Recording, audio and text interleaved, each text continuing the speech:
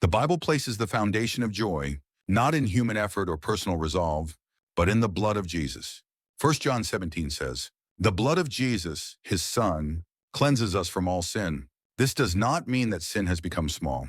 It means that a power greater than sin has already been given.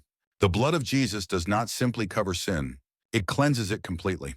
That is why this joy is not a brief emotional relief, but the deep rest of the conscience. Hebrews 9:22 says, "Without the shedding of blood, there is no forgiveness."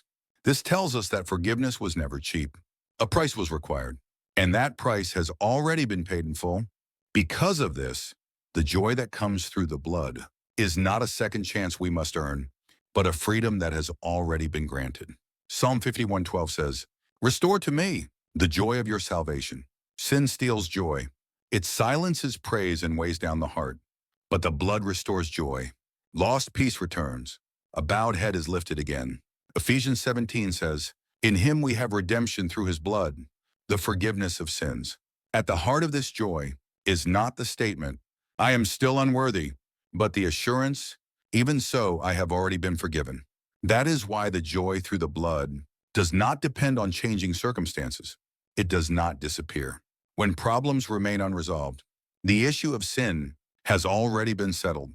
The blood of Jesus moves us from fear to joy, from condemnation to freedom, from silence to praise. This joy is not a passing emotion that briefly touches the heart. It is a living joy, born at the cross and carried into our lives today.